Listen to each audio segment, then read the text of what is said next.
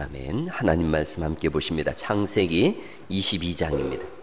창세기 22장 1절로 2절 말씀입니다. 창세기 22장 1절 2절 말씀.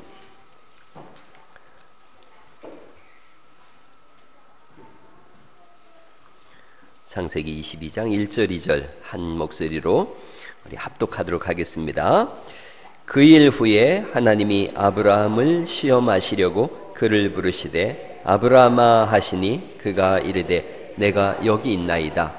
여호와께서 이르시되 내 아들 내 사랑하는 독자 이삭을 데리고 모리아 땅으로 가서 내가 내게 일러준 한 산 거기서 그를 번제로 드리라. 아멘. 오성대감이라고 있어요. 오성대감 이항복이죠. 그분이 했다고 그러는 얘기 같기도 하고, 오성대감이 어전에 들었는데 임금님께서 자꾸 코를 후비는 거예요. 그러니까 이제 전하 그 코 후비는 건 지저분합니다.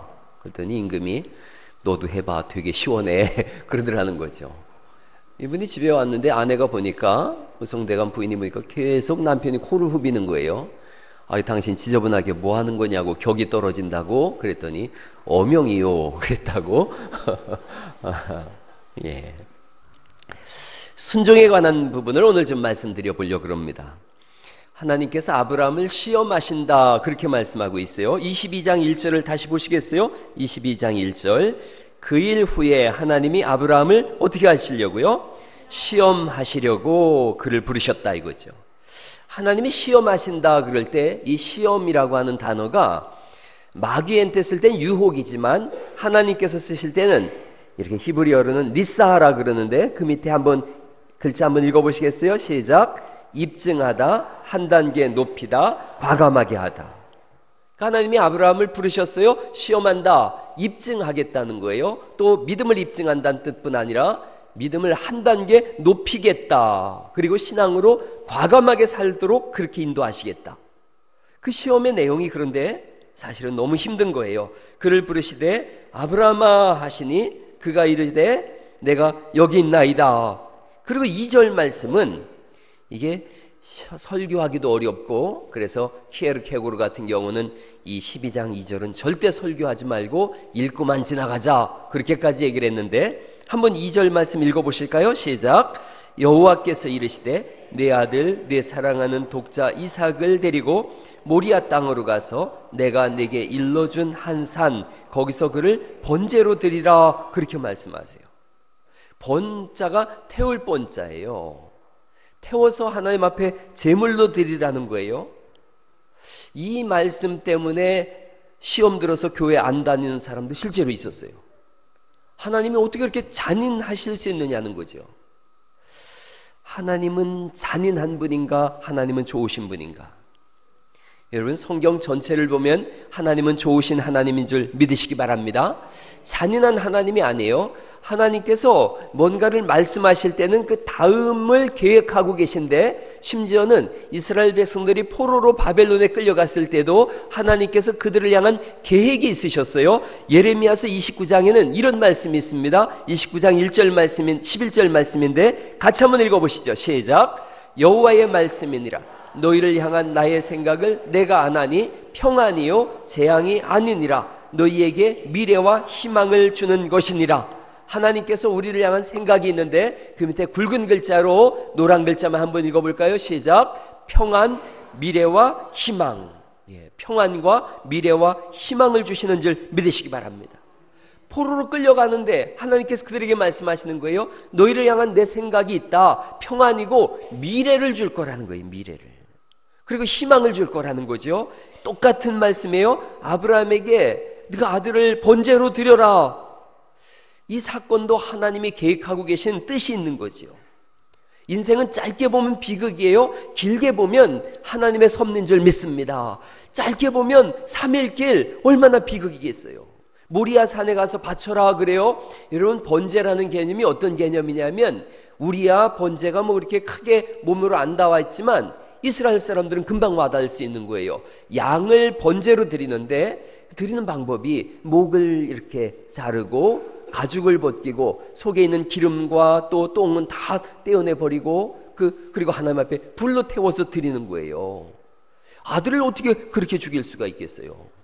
그런데 하나님이 지금 아브라함에게 그걸 하라고 말씀하고 있고, 아브라함은 그 일을 하겠다고 3절 말씀을 보시겠어요? 아브라함이 아침에 일찍 일어나 나귀와 안장을 지우고 두 종과 그의 아들 이삭을 데리고 번제에 쓸 나무를 쪼개어 가지고 떠나 하나님이 자기에게 알려주신 곳으로 갔다. 그 길이 며칠 길이냐? 4절에 보니까 제3일에 아브라함이 눈을 들어 그것을 멀리 바라본지라 3일 길을 걸어가는 거예요. 3일을 바라보면 비극이에요. 그러나 이 내용은 우리가 다 잘 알고 있는 것이죠. 3일 이후를 보면 평안이고 미래고 희망이에요. 이 시험 후에는 엄청난 복이 기다리고 있어요. 때로는 고난도 시련도 시험에도 하나님의 뜻이 있음을 믿으시기 바랍니다. 그런 말이 있어요. 고난에는 하나님의 뜻이 있다. 한번 시작. 고난에는 하나님의 뜻이 있다. 하나님이 우리에게 주시는 시험이 때로는 나의 이성과 판단과 신념을 넘어설 때가 종종 있어요. 내가 생각한 건 여긴데, 나의 한계는 여긴데, 하나님이 주시는 시련과 시험은 때로는 그것을 훨씬 넘어설 때가 있어요. 그런데 하나님은 그 시험을 넘었으면 평안과 미래와 희망을 주신다고 말씀하고 있으니 하나님을 믿고 두려워하지 않기를 간절히 바랍니다. 하나님은 아브라함에게 복을 주시기를 원한 거예요. 그 복을 주시기 위해서 그릇을 준비시키는 거예요. 아브라함의 그릇을 키우는 훈련, 그게 지금 이 훈련인 거예요. 하나님은 왕 중의 왕인걸요, 천하만민의 주인이신걸요. 그분이 우리의 주인이시기 때문에 우리의 삶을 주관해 가시고 이끌어 가시는 줄 믿으시기 바랍니다. 그래서 하나님은 훈련시키시는 거예요. 제가 성경대학에서 그런 공부를 시켰어요. 종주권 조약이라는 공부를 시켰어요. 종주권 조약. 종과 주인이 하는 조약이에요. 종은 주인에게 맹세를 하게 돼 있어요. 주인도 종에게 맹세를 하는데 이런 거예요. 주인은 이런 맹세를 합니다. 나는 너희를 보호할 거고, 너희를 인도할 거고, 너희를 복을 줄 거고, 너희 평생을 내가 책임질 거다. 종이 주인한테 하는 조약이 있어요. 우리는 당신의 말씀에 순종하고 당신을 사랑하겠습니다. 두 말로 하면은 충성과 사랑을 바치겠습니다. 우리가 그런 찬송 불러요. 사랑과 충성 다 바치리이다. 이게 종이 하는 고백이에요. 하나님이 우리에게 말씀하는 거예요. 너의 인생을 내가 책임져 줄게. 너는 나에게 충성과 사랑을 맹세하지 않겠느냐. 그 충성과 사랑이 뭐냐? 순종인 거예요. 순종. 아브라함에게 지금 하나님이 하시는 훈련이 어떤 훈련인가? 순종의 훈련이에요. 아브라함아 불렀어요. 그랬더니 아브라함이 뭐라고 고백해요? 내가 여기 있나이다. 하나님께 순종함으로 나아가는 거예요. 내가 여기 있나이다. 여러분, 하나님 우리를 부르실 때 우리의 대답이 내가 여기 있나이다 이렇게 하는 것인 줄 믿으시기 바랍니다. 옆에 분한테 성도님 한번 불러보세요. 성도님. 그러면 뭐라고 하면 되는 거예요? 내가 여기 있나이다. 시작. 내가 여기 있나이다. 아유, 쭉 한번 이어서 한번 해보세요. 시작. 성도님, 내가 여기 있나이다. 아멘. 하나님이 아담을 부르셨어요. 근데 아담은 도망가잖아요. 어떤 상황에서도 도망가지 말고 몸을 보이는 은혜가 있기를 간절히 축원합니다. 주일날 우리가 나와서 예배하잖아요. 이 예배가 어떤 거냐면 내가 여기 있나이다 그 고백인 거예요. 오늘날 집에서 텔레비전으로 예배하는 사람이 점점 많이 늘어나고 있대요. 그 사람들을 가나안 성도라 그래요. 가나안 성도. 이 가나안 성도는 도피 성도인 거예요. 가나안을 거꾸로 하면 뭐예요? 안 나가. 교회 안 나가겠다는 거예요. 교회 가면 시험 든다. 차라리 집에서 예배하자. 그래서 가나안 성도가 점점 늘어나고 있어요. 23.3%로 늘어났다는 거예요. 왜 교회를 안 나가느냐 그랬더니 가장 큰 이유가 다른 데 없어요. 44.1%가 그런 거예요. 얽매이기 싫어서.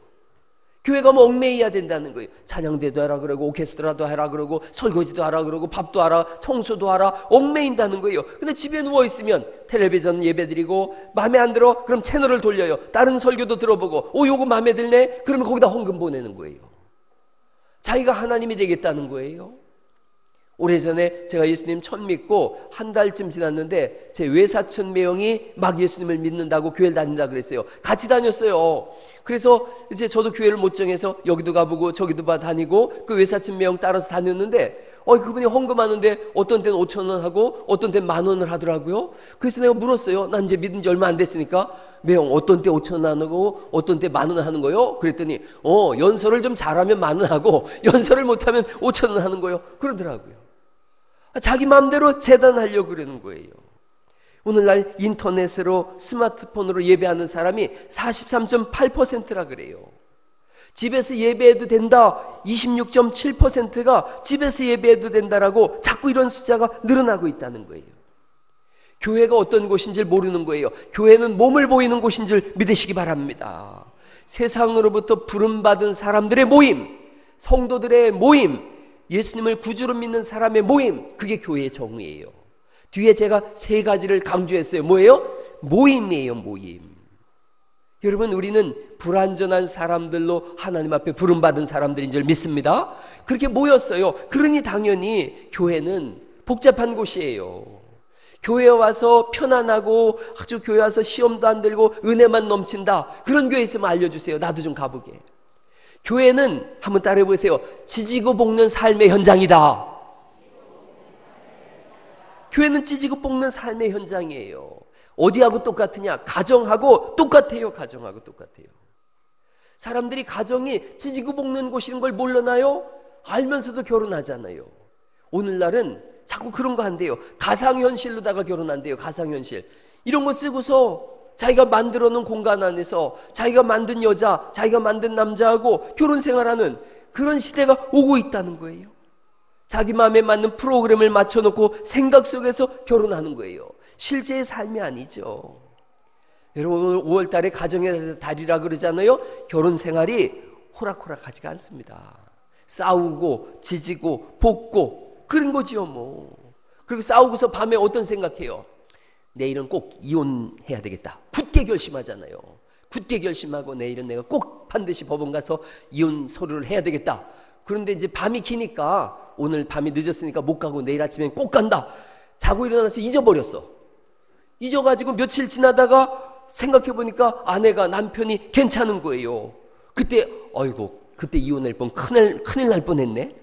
이런 생각을 하는 거예요. 그러다가 또 어느 날 싸우고서 일을 가는 거지요. 내일이면 꼭 서류하리라, 그런 거죠. 그러다 보니까 세월 가고 나이 들어서 이혼하려니 너무 늦었어. 그냥 눌러 살자. 그 속에서 아이들이 자라고 인격이 성숙해지고 명문 가문이 되는 줄 믿으시기 바랍니다. 여러분은 안 그런가 봐요? 아멘이 없는 거 보니까. 한 번도 이혼을 생각하지 않은 사람 한번 손들어. 정원 기사님이 금방 점수를 땄네요. 저런 배신자가 있을 줄이야. 다 그런 생각을 한 번씩 하지요. 정원기 집사님은 당연히 그러긴 할 거예요. 송씨 집안 딸 데리고 사는 것은 복인 줄 알고서 알아서 손을 들어본 거지. 날마다 천국, 날마다 기쁨, 날마다 웃음, 날마다 행복. 손 들어봐요. 아무도 안 들어. 이상한 사람이에요. 그런 사람은. 교회도 마찬가지예요. 지지고 볶고 싸우고. 그래서 그때마다 드는 생각이 교회 옮겨야지. 그러다가 정 때문에 못 옮기고, 어디 간들 똑같이. 그래서 못 옮기고. 그러다가 은혜 받으면은 그때 옮겼다라면 큰일 날 뻔했어. 그 속에서 아이들이 자라고 본인도 신앙이 성장하고 어른이 되고 성숙해지고 하나님의 사람이 되는 줄 믿으시기 바랍니다. 교회에 와서 예배하는 거예요. 할렐루야. 아멘 좀 한번 해봐요. 집에 뭐 꿀 먹고 가세요. 할렐루야. 그럼요. 그렇게 하는 거지요. 절대로 교회는, 신앙은 혼자 성장하지 않습니다. 주님 내가 여기 있나이다. 한번 해보세요. 시작. 주님 내가 여기 있나이다. 몸을 보이는 거예요. 제가 6월달까지 구역을 다 세우겠다 그랬어요. 제가 구역을 세워서 1박 2일을 다녀와서 보니까 너무 잘 모이는 거예요. 가족됨이 형성되어졌어요. 그래서 구역을 잘 세워서 가나안 교인들, 안 나간다고 하는 사람들을 우리 교회로 다 흡수해 나갈 수 있기를 간절히 바랍니다. 하나님이 교회로 부르셨어요. 오라 그러면 오는 거죠. 서로 섬기고 사랑하라고 부르셨어요. 갈라디아서 6장 2절에 보니까 이 말씀 같이 한번 읽어보실까요? 시작. 너희가 짐을 서로 지라, 그런 거예요. 옆 분한테 한번 알려주세요. 저를 짐꾼으로 써주세요. 한번 해보세요. 그렇게 부르셨어요. 아담이 숨어버렸어요. 아브라함아, 그랬더니 내가 여기 있나이다. 순종하지 않은 아담은 사라졌어요. 순종한 아브라함은 내가 여기 있나이다 함으로 인해서 믿음의 조상이 됐어요. 더 생각해 보는 거예요. 아버지가 순종했어요, 하나님 앞에. 그랬더니 아들이 순종해요. 아버지가 하나님 앞에 순종의 본을 보이자 아들이 순종하는 거예요. 22장 7절에 이런 말씀이 있어요. 22장 7절, 이삭이 그 아버지 아브라함에게 말하여 이르되 내 아버지여 하니 그가 이르되 내 아들아 내가 여기 있노라. 이삭이 이르되 불과 나무는 있거니와 번제할 어린 양은 어디 있나이까? 여러분, 이게 기가 막힌 말씀이에요. 늘 양을 잡아서 제사를 지내는 아버지를 봤거든요. 그런데 지금 번제를 드린다고 가는데 양이 준비되지가 않은 거예요. 이삭이 왜 눈치가 없었겠어요? 이 아이가 장성했다 그랬으니까 한 18에서 20살쯤은 됐을 텐데, 예배할 때마다 하나님, 이 아버지는, 아브라함 아버지는 즐겁고 기뻐하고 감사했던 사람인데, 지금 하나님 앞에 모리아 산에 예배하러 간다고 하는데 아버지의 표정이 이상한 거지요. 여러분, 아들 죽이겠다고 가는 아버지가 웃으면서 깔깔거리면서 갈 수 있겠어요? 심각한 거예요. 침울한 거예요. 슬픈 거예요. 아들이 봤어요. 그랬더니 밤새 잠 한숨을 못 자요. 그리고 기도하고 있는 거예요. 아들이 봐도 이상한 거예요. 그러니까 묻는 거지. 아버지, 양이 어디 있어요? 그 아버지가 28절에 말씀하죠. 8절 말씀 읽어볼까요? 시작. 아브라함이 이르되 내 아들아 번제할 어린 양은 하나님이 자기를 위하여 친히 준비하시리라 하고 두 사람이 함께 가니라. 그렇게 말씀하세요. 하나님이 준비할 거다. 그 3일 길을 가는데 이 대화가 얼마나 아버지와 아들 사이에 다정한지 아시겠죠? 아버지 오냐 아들아, 이게 왜요? 이 다정함 속에 아버지의 애끓는 마음이 있는 거예요. 이 길을 다 가면 내가 너를 불태워 죽여야 되는데 그 아버지의 슬픈 마음이 있는 거지요. 그 길을 다 갔어요. 그리고 9절에 이제 하나님이 그에게 일러주신 곳에 이른지라 이 아브라함이 그곳에 제단을 쌓고 나무를 버려놓고 그의 아들 이삭을 결박하여 제단 나무 위에 놓고 손을 내밀어 칼을 잡고 그 아들을 잡으려 하니. 이걸 생각해 보세요. 여러분, 아버지는 이삭이 20살이다. 그럼 아버지는 몇 살이겠어요? 120살이에요. 여기 히터 에어컨 좀 조금 틀어놔요. 120살이에요. 그 아버지가 그 아들을 잡겠다고 하는데 이 아들이 묵묵히 순종하는 거예요. 다르게 생각해 볼까요? 120살 된 아버지가 20살 된 아들한테 야, 하나님이 너를 꽁꽁 묶어서 불 위에 던져서 널 죽이라고 한다. 여러분 어떻게 하시겠어요? 20살 배기가 여기 누가 있나? 20살 손 들어봐봐요. 주영아, 뒤에 마침 아버지도 있네. 아버지가 주영아, 하나님이 너를 여기서 목을 따고 불태워 너를 죽이려고 한다. 뭐라 그럴 거예요? 그렇죠, 맞아요. 그냥 도망치겠어요? 노망났구만. 100살 넘더니 드디어 노망났어. 그리고 하나님이 그랬다고, 하나님도 연세가 많으셔서 미쳤구나, 이러지 않겠어요? 별 생각이 다 들겠지요. 그런데 놀랍게도 이삭이 순종합니다. 아마 아버지 같으면 너를 일단 기절시켜놓고 묶을 거예요. 그리고 그 얘기를 할 거예요. 도망갈 걸 뻔히 하니까. 아브라함이 얘기를 했더니 아들이 순종해요. 이게 중요한 거예요. 하나님께 아버지가 순종하자 아들이 순종해요. 아버지가 기도하자 아들이 기도해요. 아버지가 예배하자 아들이 예배하는 거예요. 아버지가 신앙생활하자 아들이 신앙생활하는 거예요. 가정 속에 이런 은혜가 있기를 간절히 바랍니다. 여러분, 오늘 우리가 그런 찬송 읽었잖아요. 불렀잖아요. 어머니가 평소에 읽던 찬송 귀에 들려옵니다. 엄마가 찬송을 좀 부르고 성경을 읽어야 그게 귀에 들려오는데, 엄마가 맨날 뭐 놀기만 하고 성경 찬송을 안 들으면 뭐 이 아이의 귀에 뭐가 들려오겠어요? 아버지가 남자들이 거룩한 손을 들고 기도하라 그랬는데 아버지가 이 거룩한 손을 가지고서 맨날 쌌네 똥 먹어라 뭐 이러고 있으면 그 아들이 뭘 배우겠냔 말이죠. 신앙은 본을 보이는 것인 줄 믿으시기 바랍니다. 아버지가 본을 보이자 아들이 순종하는 거예요. 오늘 잘 생각하세요. 하나님은 똑똑한 사람, 무식한 사람, 있는 사람, 없는 사람 누구나 쓰실 수 있어요. 그러나 쓰지 않는 사람이 있어요. 불순종의 사람이에요. 천하 없는 사람도 순종하지 않으면 쓰임받질 못합니다. 만약 아브라함이 순종하지 않았다면, 이삭이 또 순종하지 않았다면 성경에 아브라함과 이삭의 이야기는 없을 거예요. 하나님이 다른 사람을 찾겠지요. 다른 사람을 찾아서 정형선과 정주영을 찾을 거예요.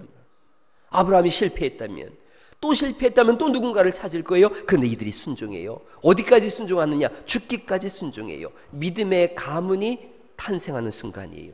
비로소 복된 가문이 열리는 순간이에요. 15절 말씀 보시겠어요? 여러분, 15절 말씀. 여호와의 사자가 하늘에서부터 두 번째 아브라함을 불러 이르시되, 거기부터 16절부터는 같이 읽으셔서 16절부터 18절 말씀이 여러분의 가문의 말씀 될 수 있기를 간절히 축원합니다. 16절 말씀부터 읽으시죠. 시작. 이르시되 여호와께서 이르시기를 내가 나를 가리켜 맹세하노니 네가 이같이 행하여 네 아들 네 독자도 아끼지 아니하였은즉 내가 네게 큰 복을 주고 네 씨가 크게 번성하여 하늘의 별과 같고 바닷가의 모래와 같게 하리니 네 씨가 그 대적의 성문을 차지하리라. 18절 또 네 씨로 말미암아 천하 만민이 복을 받으리니 이는 네가 나의 말을 준행하였음이니라 하셨다 하니라. 할렐루야. 이런 복이 있기를 간절히 바랍니다. 순종함으로 받는 복이에요.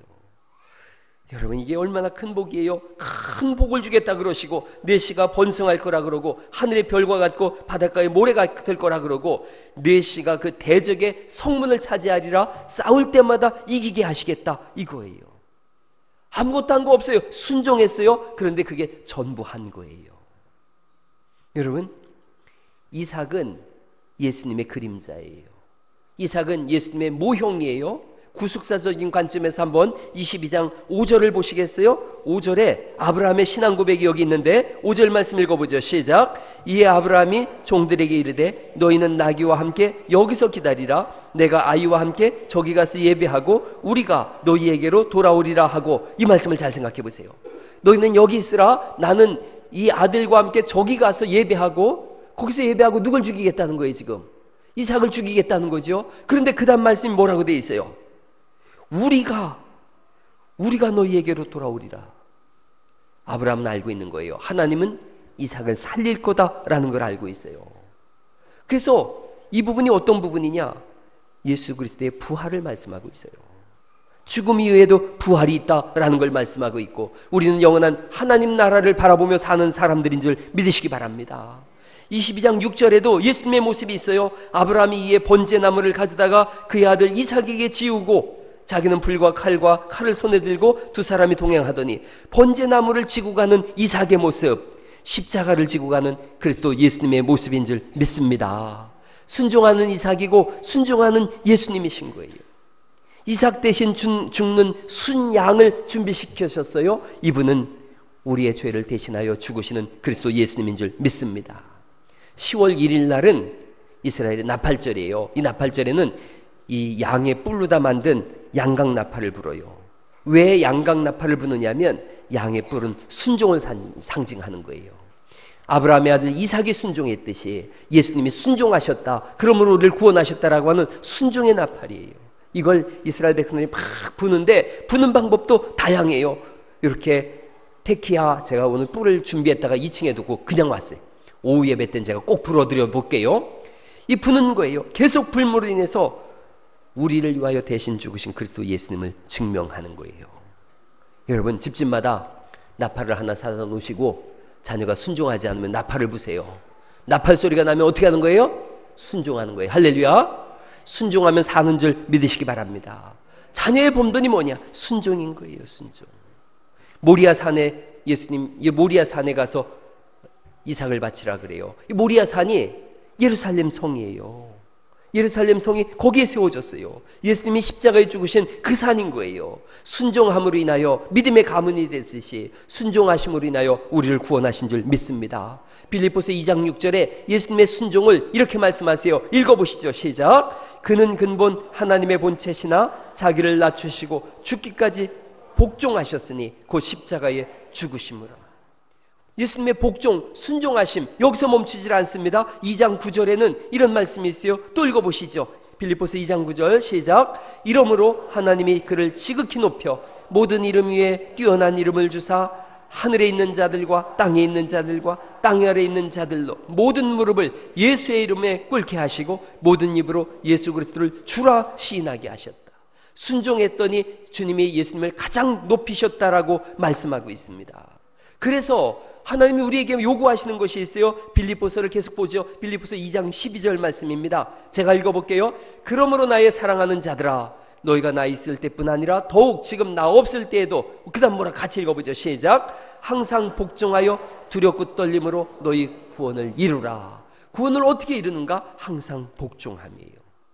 순종, 내가 마음에 들면 따라하는 것 순종이고요. 복종, 내가 마음에 들지 않아도 따르는 걸 복종이라 그래요. 그런 사람 복이 있대요. 빌립보서 2장 25절에는 심지어 이런 말씀이 있습니다. 에바브로디도는 나의 형제요, 함께 수고하고 함께 군사된 자요, 너희 사자로 내가 쓸 것을 돕는 자인데, 순종의 사람이에요. 이 사람이 그가 병들어 죽게 되었으나 하나님이 그를 어떻게 여기셨대요? 긍휼히 여기셨고 근심을 면하게 하셨다. 고치셨다는 거예요? 안 고치셨다는 거예요? 고쳐주셨다는 거예요. 죽을 병에서 놓였다는 거예요. 순종하는 자를 향한 하나님의 복이에요. 여러분, 이 이삭이 받은 복이 얼마나 엄청나냐면, 아브라함이 22장 19절 말씀을 보실까요? 22장 19절. 이에 아브라함이 그의 종들에게로 돌아가서 함께 떠나 브엘세바에 이르러 거기 거주하였더라. 여기에 누가 없어요 지금? 이에 아브라함이 그의 종들에게로 돌아가서 누가 없어요? 이삭이 없어요. 이 모리아 산에서 누구만 내려왔어요? 아브라함만 내려왔어요. 이삭은 지금 거기에 있어요. 모리아 산에서 하나님을 만났어요. 아버지가 먼저 내려와요. 이삭이 여기서 은혜 받는 시간이에요. 하나님을 깊이 만나는 시간이에요. 세상은 알 수도 없고 볼 수도 없는 곳이에요. 그런 찬송이 있잖아요. 세상과 나는 간 곳 없고 구속한 주만 보이도다. 모리아 산 꼭대기에서 이삭은 지금 하나님을 만나고 있어요. 여러분, 하나님에 관한 이름이 많아요. 여호와 이레 그러면 준비하시는 하나님이에요. 여호와 샬롬 평강의 하나님이에요. 이런 것도 있어요. 한번 따라해 보세요. 여호와 샴마. 여호와 샴마는 저기 계시는 하나님이란 뜻이에요. 제가 전에 그런 설교했어요. 여기와 저기가 있다고. 여기는 인간들이 머무는 곳이에요. 저기는 하나님이 계신 곳이에요. 여러분, 22장 3절을 다시 보시면 이렇게 돼 있어요. 아브라함이 아침에 일찍 일어나 나귀의 안장을 지우고 두 종과 그의 아들 이삭을 데리고 번제에 거기가 아니야. 5절이에요. 이에 아브라함이 종들에게 이르되 너희는 나귀와 함께 어디서 기다리래요? 여기서 기다리라. 내가 아이와 함께 어디 가겠다는 거예요? 저기 가서 예배하겠다. 여기와 저기가 달라요. 여기는 세상이라면 저기는 하나님의 나라예요. 하나님이 계신 곳, 구별된 곳, 영광의 자리예요. 굳이 하나님이 거기로 부르시는 거예요. 상처나지에 무소부재하시는 하나님, 어디든 계신 분이신데 굳이 모리아 산으로 가라 그러시고 굳이 예배의 자리로 나오라고 하시는 줄 믿으시기 바랍니다. 하나님이 부르시는 곳으로 가는 거예요. 거기 가서 하나님을 만나는 거예요. 이삭이 지금 그걸 하고 있어요. 모리아 산에서 하나님을 만나서 그 영광의 하나님 속에 그가 있는 거예요. 여러분, 하나님이 부르신 교회로 오는 줄 믿습니다. 피곤한 줄을 왜 모르겠어요? 바쁜 줄을 왜 모르겠어요? 지친 걸 왜 모르겠어요? 누구나 피곤하고 바쁘고 지쳐요. 그런데 하나님이 굳이 여기로 부르세요. 여기로 부르세요. 부르셔서 오라 하시고 내가 쉬게 해주겠다 그러고 새 힘을 주겠다고 말씀하시고 지혜를 주고 회복을 주고 치료를 하시겠다고 말씀하시는 줄 믿으시기 바랍니다. 이 아침에 예배할 때 하나님이 주시는 급속한 치유가 일어날 줄 믿습니다. 우리를 회복시키실 거예요. 병을 고치실 거예요. 오는 거 얼마나 중요한지 몰라요. 주일 아침 9시 50분에 보니까 항존직 분자들이 1층 식당에 모여서 기도하고 있어요. 열심히 기도하고 예배를 준비하고 있더라고요. 얼마나 좋은 일인지 몰라요. 왜 안 피곤하겠어요? 10시 50분 예배잖아요, 우리 교회가. 그 10시 50분 전에 와서 기도하면서 준비하는 거예요. 여러분, 이사야서 40장 29절에 하나님이 우리를 향한 약속이에요. 피곤한 자에게는 뭘 주신대요? 능력을. 무능한 자에게는 힘을 더하시나니 피곤하며 곤비하며 넘어지며 쓰러지되, 그 다음 31절 말씀 같이 읽어봐요. 시작. 오직 여호와를 앙망하는 자는 새 힘을 얻으리니 독수리가 날개치며 올라감 같을 것이요 다른 박질하여도 곤비하지 아니하겠고 걸어가도 피곤하지 아니하리라. 할렐루야. 옆 사람한테 손을 꼭 붙잡고 얘기해 주세요. 예배하면 회복됩니다. 한번 해주세요. 하나님의 약속이에요. 예배하면 치료하세요. 예배하면 새 힘을 주세요. 예배하면 독수리가 날개치면 올라감과 같은 능력을 허락하시는 줄 믿으시기 바랍니다. 여러분, 오늘 성경을 조금 깊이 있게 보려고 그래요. 이삭이 순종해서 드린 이 산제사를 로마서 12장 1절에서 이렇게 말씀하세요. 12장 1절을 제가 읽어볼게요. 그러므로 형제들아, 내가 하나님의 모든 자비하심으로 너희를 권하노니 너희 몸을 하나님이 기뻐하시는 뭘 드리래요? 거룩한 산제사로 드리라. 이는 너희가 드릴 영적 예배니라. 지금 이삭이 모리아 산에 올라가서 드린 예배를 하나님 뭐라고 하셨냐면 산제사다 그랬어요. 거룩한 산제사다. 이 거룩한 산제사를 히브리어로 하니 코르반 이렇게 해요. 하니 코르반. 살아서 가장 가까이 있는 이런 뜻이에요. 아브라함과 이삭이 지금 하나님 앞에 살아서 가장 가까이 있는 거예요. 믿음의 비밀을 갖고 있는 거예요. 하나님 나라를 경험하고 있는 거예요. 이게 순종이에요. 순종에 대해서 사무엘상 15장에 하나님이 이렇게 말씀하셨어요. 순종이 제사보다 낫고 듣는 것이 순양의 그림보다 나으니 이는 거역하는 것은 점치는 죄와 같고 완고한 것은 사신우상에게 절하는 죄와 같음이라. 왕이 여호와의 말씀을 버렸으므로 여호와께서도 왕을 버려 왕이 되지 못하게 하셨나이다. 하나님 뭘 원하시나? 순종을 원하는 거예요. 한번 따라해 보세요. 구원은 믿음으로 받습니다. 쓰임은 순종으로 받습니다. 하나님 누굴 쓰시나? 순종의 사람을 쓰세요. 순종하는 사람은 하나님의 비밀을 알아요. 여러분, 가나의 혼인잔치가 있었어요. 순종하자 물이 변해서 포도주 되는 기적의 현장에 서 있게 되어졌어요. 오늘날 한국교회에 순종이 이적이 없다 그래요. 기적이 나타나지 않는다. 왜? 순종이 없다는 반증이에요. 여러분, 물 떠온 하인들은 아는 거예요. 순종한 하인들은 물이 변해서 포도주 되는 현장에 서 있었는데 누구는 모르느냐? 연회장은 몰라요. 높은 곳에 있던 사람들은 몰라요. 오늘날 다들 물 떠온 하인이 되고 싶지가 않은 거예요. 신랑이 되고 싶고 신부가 되고 싶고 손님이 되고 싶고 연회장이 되고 싶고 주인의 자리는 원하지 하인의 자리를 외면해요. 높은 자리, 완장자한 자리, 큰 소리 치는 자리는 몰리는데 일하는 자리, 낮아진 자리, 물 떠오는 자리는 외면하더라는 거예요. 결과 이적도 사라지고 본인과는 무관한 그런 생활이 되어버려요. 예수님 말씀하셨어요. 물 떠온 하인만 안다. 순종하는 사람만이 하나님의 일을 아는 것인 줄 믿습니다. 제가 가만히 생각해 봤어요. 과거에는 우리 어른 시대의 신앙인들은 어떻게 표현들을 했느냐 하면 하나님께 하는, 목사님께 하는 것이 하나님께 하는 거다 이렇게 배웠어요. 그 속에는 철저한 순종이 있었어요. 그런데 현대의 똑똑한 현대인들은 목사에게 하는 것이 하나님께 하는 게 아니라는 걸 알고 있어요. 목사인 저도 그건 알고 있어요. 제게 하는 게 하나님께 하는 게 아니에요. 그럼에도 그 똑똑함으로 순종하는 것까지 잊어버렸어요. 그래서 순종이 사라져버렸어요. 더불어 이적도 사라졌어요. 부모님들이 누리던 하나님이 주시는 복이 있었어요. 여러분, 부모님들의 세대는 그걸 알고 있는 거예요. 그냥 단순하게 아이고 목사님께 순종하는 게 하나님께 순종하는 거야 이거 알고 있었어요. 여러분, 목사가 완전하지 않은 사람이에요. 그러니까 하나님께 순종하는 것과 목사님께 순종하는 건 좀 달라요. 그런데도 그냥 어른 세대는 그렇게 믿고 신앙생활을 했어요. 그랬는데 놀랍게 하나님이 복을 주셨어요. 오늘날 이 똑똑한 사람들은 그 다른데 그러고 순종이 사라져버렸어요. 더불어 부모 세대가 누리던 그 하나님이 주시는 비밀도 잊어버렸어요.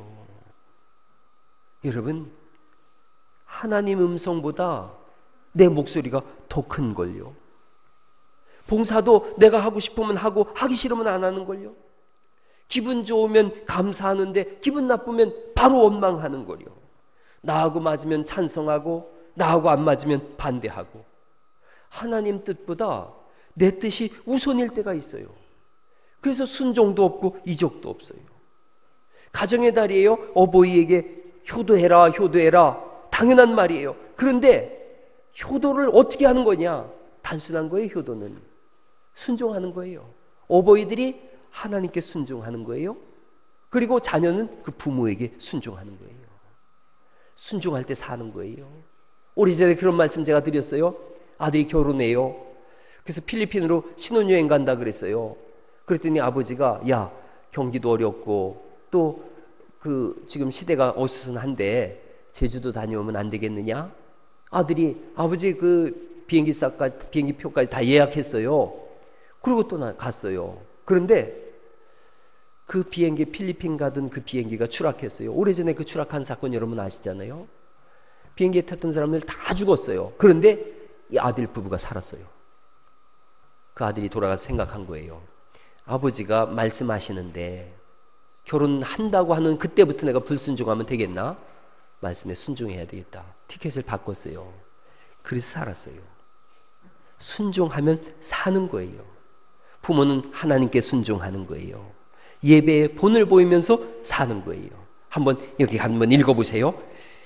한번 쭉 읽어보죠. 시작. 부모는 하나님께 순종, 자녀는 부모에게 순종, 목사는 하나님께 순종, 성도는 목사에게 순종, 학생은 스승에게 순종. 그럼요. 이 순종의 도리가 그런 거예요. 부모님의 말씀을 따르고 인정해 주세요. 여러분은 젊은 세대는 부모보다 똑똑해요. 그러니까 부모 앞서 있어요. 그런데 여러분 생각해 보세요. 28살쯤 되면 제일 똑똑한 나이가 된대요. 28살. 몇 년 살았어요? 28년 살았어요. 부모는 그때쯤 되면 60쯤 돼버려요. 60년 살았어요. 누가 더 똑똑해요? 28년 아무리 살아봐야 60년을 못 따라가요. 성경이 그래서 흰머리 앞에 머리를 숙이라고 말씀하는 줄 믿으시기 바랍니다. 교회에 또 가정에 어떻게 믿음의 가문이 되는가? 순종함이에요. 그런 말 들어보셨죠? 청출어람이 청어람이라 이런 말이 있어요. 남색은 푸른색에서 나왔지만 남색이 푸른색보다 더 푸르다는 거예요. 그게 뭐냐? 부모보다 자식이 똑똑할 수 있다는 거예요. 목사보다 성도가 똑똑할 수가 있고요. 스승보다 제자가 똑똑할 수 있어요. 그런데 순종함으로만 배울 수 있고 순종함으로만 받을 수 있는 복이 있어요. 교회는 하나님 앞에서 순종의 학교인 줄 믿습니다. 이게 중요한 거예요. 더불어 오늘 그런 말씀도 제가 드리려고 그래요. 여러분은 원튼 원치 않든 목사의 제자예요. 아멘. 네, 제자예요. 저는 그런 말 안 좋아해요. 목사는 영적인 아버지다. 아니에요. 제가 말씀드렸잖아요. 영적인 아버지는 누구예요? 하늘에 계신 우리 하나님이에요. 목사는 스승일 뿐이에요. 여기 목사라고 하는 한문을 보면 이게 길러낼 목자에다가 스승사자예요. 그러니까 저를 앞으로 선생으로 여기지 않으려면 목이라고만 해요. 목. 송목님 안녕하세요. 그러세요. 송목님. 뭐 사자 부르려면 선생님이라는 얘기가 들어가는데 나는 당신을 스승으로는 섬기고 싶지 않소. 그러면 저한테 뭐라고 부른다는 거예요? 목님 안녕하세요. 이렇게 목만 부르세요. 목만 부르세요. 그러나 여러분 이 교회 다니는 한 제가 좋은 선생 되고 싶어요. 그래서 한번 해보세요. 송 목사님 이렇게 부르면 안 되는 거예요. 제가 부르는 법을 알려드릴게요. 몰라서 그렇게 부르는 거예요. 저를 부를 때는 이렇게 부르는 거예요. 오늘 목사니까 한번 1년에 한 번 얘기해 보는 거예요. 담임 목사님 이렇게 부르는 거예요. 한번 해보세요. 시작. 예. 그리고 우리 장진영 목사 어디 갔죠? 장진영 목사님 부를 때는 장 목사님 그렇게 부르지 마시고 부목사님 그렇게 부르는 거예요. 시작. 예, 그렇게 부르는 거예요. 예, 학교에서 담임 선생님을 부를 때 담임 선생님 부를 때 송 선생님 이런 학생은 없잖아요. 담임 선생님 아니면 선생님 이렇게 부르는 거죠. 장로님들을 부를 때도 박 장로님, 홍 장로님, 김 장로님 이렇게 부르는 거 아니에요. 홍기평 장로님, 또 김종현 장로님, 또 박용만 장로님 이렇게 부르는 거예요. 그렇게 해야지 박 장로님 이렇게 부르거나 김 장로님 그럴 때는 친구들끼리 부를 때 그렇게 하는 거예요. 그러니까 이런 것도 좋은 가문은 이렇게 가는 거예요. 학교에서 여기 학생들 축이 있는데 가장 제가 듣기 싫은 말 담탱이라고 부릅니다. 담탱이. 우리 교회는 그런 일이 없기를 간절히 축원합니다. 선생님 보고 담탱이라고 부르면 절대로 배울 수가 없어요. 배울 수가 없어요. 저한테도 와가지고 담탱이 목사님 그러면 되겠어요? 안 되는 거죠.